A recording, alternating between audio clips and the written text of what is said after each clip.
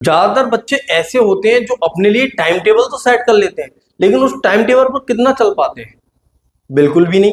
और चलते भी हैं तो या तो वो एक दिन चल रहे हैं, या 2 दिन चल रहे हैं, 3 दिन चल रहे हैं, और उसके बाद वापस पुराने उसी पैटर्न पर आ जाते हैं जिसपे वो पहले चल रहे थे। तो आज हम उन्हीं बच्चों के लिए ये वीडियो बनाई है मैंने कि ऐसा हम क्या करें जिससे हम अपने बनाए हुए टाइम टेबल को फॉलो कर सकें। और जो टाइम टेबल फॉलो करते हैं वो बच्चे ऐसा क्या स्पेशल करते हैं, किस हिसाब से वो टाइम टेबल बनाते हैं, और टाइम टेबल बनाते हुए ऐसी गलती आप क्या कर रहे हो जो आपके द्वारा बनाए हुआ इतना अच्छा प्लान कि आप दिन में सुबह जगने से लेके सोने तक हर एक चीज को अपने उस टाइम टेबल में लिखे हो, और उसके बावजूद भी वो आपसे फॉलो नहीं हो पाती है। और फॉलो ना होने की वजह से आप डिमोटिवेट हो जाते हो, और हर बार आप ये सोच लेते हो कि नहीं ये मेरे से नहीं होगा, और फिर मोटिवेट होते हो और फिर से वही उसी तरह की टाइम टेबल बनाते हो। और जब तक आप कुछ बदलोगे नहीं तो कुछ बदलेगा कैसे? तो आज इस वीडियो में मैं आपको ऐसी कुल 6 स्ट्रेटेजी बताने वाला हूं जिनको फॉलो करके आप बहुत अच्छे से अपना टाइम टेबल बना भी सकते हैं और बहुत अच्छे से उसको फॉलो भी कर सकते हैं, क्योंकि वो टाइम टेबल ऐसा होगा जो आपके लिए फ्लेक्सिबल होगा, जिससे आपके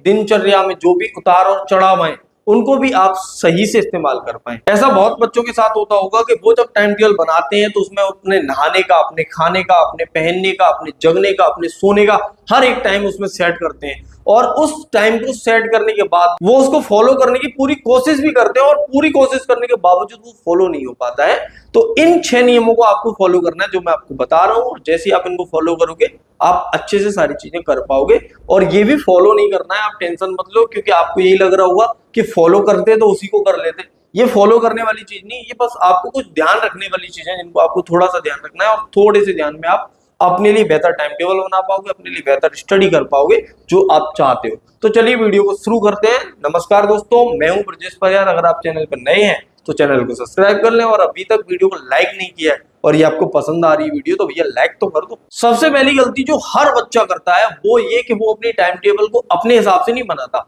वो रोबोट के हिसाब से बनाता है, या किसी ऐसे व्यक्ति के हिसाब से बनाता है जिसकी टाइम टेबल उसने देखी होती है कि वो अगर इतना पढ़ रहा है तो मैं भी इतना क्यों नहीं पढ़ सकता। बात सही है, आप भी पढ़ सकते हो, लेकिन क्या एक साथ पढ़ सकते हो? क्या बिल्कुल नहीं पढ़ सकते एक साथ, क्योंकि एक साथ जैसे ही आप अपनी बॉडी को एक साथ लोड दोगे, उस बॉडी को जिसने अभी तक कोई पढ़ाई नहीं की थी उसको एक साथ आप दिन में 14-15 घंटे पढ़ाई करवाने के लिए विवश कर रहे हो। 14-15 नहीं तो कम से कम 6-7 घंटे तो आप करते ही हो, कि 6-7 घंटे का आपने टाइम टेबल में अपना टाइम जरूर डिसाइड किया होता है कि इतने घंटे में पढ़ूंगा। और उस वजह से आपकी बॉडी आपके इस काम का विरोध करती है, क्योंकि बॉडी का एक काम है विरोध करना। जब भी इसको चेंजेस मिलेंगे विरोध करेगी, और उसी विरोध की वजह से हम अपनी टाइम टेबल को फॉलो नहीं कर पाते हैं। सबसे पहला काम आपको ये करना है कि टाइम टेबल बनाने से पहले आप अपने आप से ये पूछिए कि अभी आप कितनी देर पढ़ते हैं। ये आपको जरूर पता होगा, आप 1 घंटे पढ़ते हैं, 2 घंटे पढ़ते हैं, तो आप 1 या 2 घंटे पढ़ते हो और उसके बजाय आप 8 या 10 घंटे की टाइम टेबल बनाते हो, तो आप पहली सबसे बड़ी गलती कर रहे हो।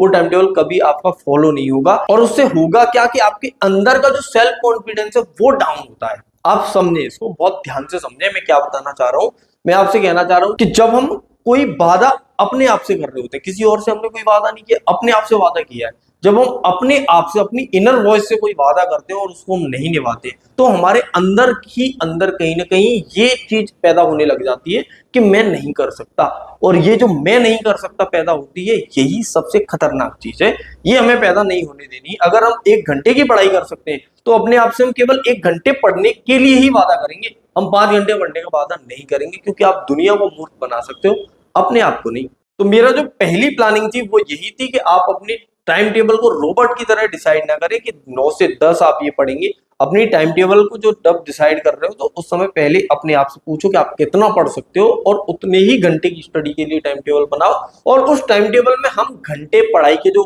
आवर है वो धीरे धीरे जोड़ेंगे, एक साथ नहीं। जब भी आप एक साथ जोड़ोगे तो आपको दिक्कत होनी ही होनी। आप कभी भी टाइम टेबल फॉलो नहीं कर सकते, कभी भी नहीं। आप जो भी चाहो वो कर लो। दूसरा जो काम है वो आपको ये करना है कि आप अपने वीक वाइज प्लान बनाएं, यानी कि 1 वीक में आपको कितनी पढ़ाई करनी है उसके हिसाब से प्लान बनाएं, ना कि इस हिसाब से कि मुझे इतने घंटे से इतने घंटे पढ़ना है। उस हिसाब से अगर आप टाइम टेबल बनाओगे तो वो फॉलो ही नहीं होगी। आप पहले वीक वाइज डिसाइड करिए कि पूरे वीक के अंदर मुझे क्या करना है, फिर उसी पैटर्न को लेके आइए डे वाइज पर, कि एक दिन में मैं अगर इतना काम करता हूं तो पूरे वीक में मैं पूरा इतना काम जो भी मैंने अपने लिए अलॉट किया है वो सब मैं कर लूंगा। तो जो भी आपके सब्जेक्ट ने उनको टुकड़ों में डिवाइड कर लो वीक वाइज, और फिर उस वीक में भी एक दिन ऐसा रखो अपने लिए जो खाली होना चाहिए, क्योंकि अगर उस वीक के अंदर कोई भी काम ऐसा होगा जो आपने छोड़ा है, उस काम को करने के लिए कोई तो दिन चाहिए भाई, नहीं तो क्या होगा कि टाइम टेबल फॉलो ही नहीं हो पाएगी, फिर से वापस हम पुराने उसी पैटर्न पे आ जाएंगे। तो जब भी हम टाइम टेबल बनाएंगे तो टाइम टेबल को वीक वाइज रखेंगे, और हर वीक के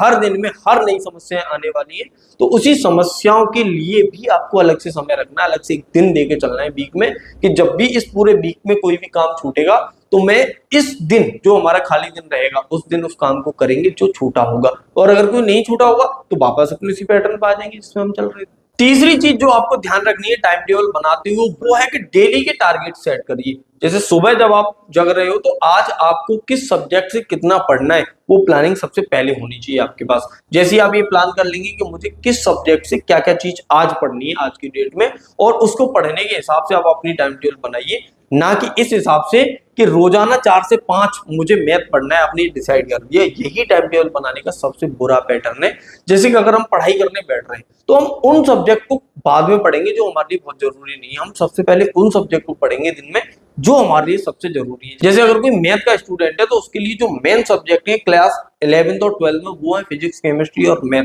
और उसके बाद आते हैं हमारे इंग्लिश और हिंदी। तो अगर कोई बच्चा फिजिक्स, केमिस्ट्री, मैथ का स्टूडेंट है तो सबसे पहले उसको मैथ पढ़ना चाहिए, उसके बाद उसको फिजिक्स पढ़ना चाहिए, उसके बाद उसको केमिस्ट्री पढ़नी चाहिए। और इस पैटर्न के हिसाब से आप अपनी पढ़ाई करिए। मान लो दिन में आपको 2 ही घंटे पढ़ने का टाइम मिला, तो उन 2 घंटे में कम से कम आप उन सब्जेक्ट को तो पढ़ो जो आपके लिए सबसे ऊपर है प्रायोरिटी में। अगर उस 2 घंटे में भी हम वो सब्जेक्ट पढ़ लेंगे जो हमारी प्रायोरिटी में कभी थे ही नहीं, तो हमारी पढ़ाई अच्छे से कैसे हो पाएगी, कैसे हम आगे बढ़ पाएंगे। जैसे मान लो हिंदी और इंग्लिश आपने 2 घंटे पढ़ी, और उस 2 घंटे जो आपने पूरे दिन में पढ़ाई की उसमें भी आपने हिंदी इंग्लिश पढ़ लिया, फिजिक्स केमिस्ट्री मैथ में से कोई सब्जेक्ट छुआ भी नहीं, तो आपके अंदर फिर से वही चीज आने लगेगी कि मेरे जो कोर्स है, मेरे जो सब्जेक्ट है वो छूट रहे हैं। अगला जो काम है वो आपको ये करना है कि जब भी आप टाइम टेबल बनाओगे तो अपने टाइम टेबल में ब्रेक्स जरूर रखें, कि कुछ समय की पढ़ाई के बाद हम थोड़ा सा ब्रेक लेंगे, क्योंकि ब्रेक लेना बहुत जरूरी होता है। जो हमारी ह्यूमन साइकोलॉजी है, जो हमारा ह्यूमन ब्रेन है, वो लगातार बहुत ज्यादा देर तक अपने सुचारू रूप से काम नहीं कर सकता है, तो उसके सुचारू रूप से काम करने के लिए जरूरी है कि हम थोड़े से ब्रेक और लें।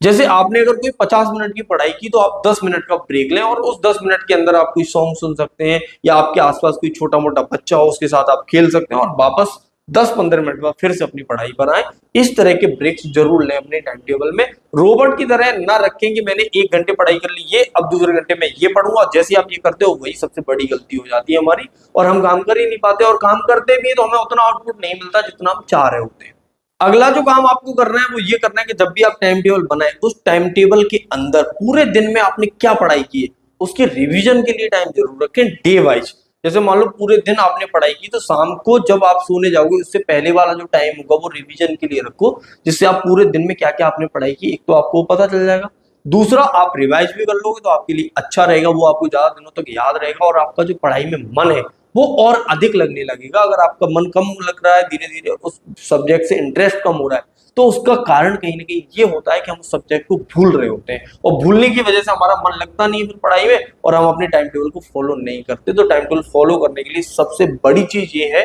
कि अपने इस टाइम टेबल में डेली का रिवीजन आप जरूर इंक्लूड करें, कि जो भी टाइम टेबल आपने सेट किया है उस टाइम टेबल के अंदर डेली का रिवीजन का शेड्यूल जरूर करें। सारे सब्जेक्टों को थोड़ा थोड़ा टाइम जरूर दें, सारे सब्जेक्ट को टाइम देके चलोगे, उसके बाद रिवीजन को भी अलग से टाइम दोगे। भले ही आप 4 सब्जेक्ट पढ़ रहे हैं तो उन 4 सब्जेक्ट का रिवीजन बहुत जरूरी है। ऐसा नहीं करना है कि बस हमने पढ़ लिया, रिवीजन हम कर ही नहीं रहे। रिवीजन नहीं करोगे तो कुछ होगा नहीं खास, तो रिवीजन बहुत जरूरी है, रिवीजन जरूर करें। और सबसे इंपॉर्टेंट और लास्ट स्ट्रेटेजी है, लास्ट लेकिन लीस्ट बिल्कुल नहीं है, ये उतनी ही जरूरी है, उतनी से भी अधिक जरूरी है जितनी भी मैंने 4 और 5 आपको स्ट्रेटेजी बताई, उन सबसे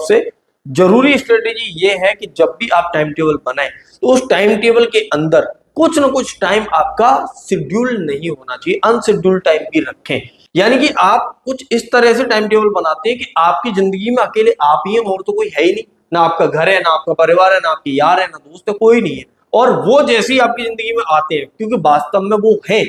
हमारी टाइम टेबल में ये मान्यता नहीं होती कि वो है, टाइम टेबल हम ऐसे बनाते हैं जैसे कोई नहीं जिंदगी में, हम अकेले पूरे संसार में, लेकिन वास्तव में हमारी जिंदगी में सब है और पूरा संसार। और हमें थकान भी होती है, हमें कोई दिक्कत भी हो सकती है, हमें कोई काम भी लग सकता है, कुछ भी हो सकता है। तो उसके लिए सबसे जरूरी ये है कि उसमें अनशेड्यूल्ड टाइम जरूर रखें कि अनशेड्यूल्ड टाइम पे हम क्या करेंगे, अगर इनकेस कैसा हो जाता है कि आपका मैथ पढ़ने का जो टाइम था उस पर आपने मैथ नहीं पढ़ पाया और अनशेड्यूल्ड टाइम पे आप फ्री हो, तो उस टाइम पे आप मैथ को पढ़ सकते हो जो आपका छूट रहा था। और जैसे ही आप ऐसा करना स्टार्ट करोगे, आपका जो टाइम टेबल है वो पूरा फॉलो होने लग जाएगा एकदम बाकायदा। आपको मेरे द्वारा बताई गई ये स्ट्रेटेजी पसंद आई हो तो वीडियो को लाइक करें और अपने दोस्तों को शेयर करें कि टाइम टेबल जो भी आपने बनाया उसको फॉलो नहीं कर पा रहे हो तो इस वीडियो को देख लो, आप फॉलो करने लग जाओगे। तो नमस्कार बच्चों, मिलते हैं अगली वीडियो में। जय हिंद, जय भारत।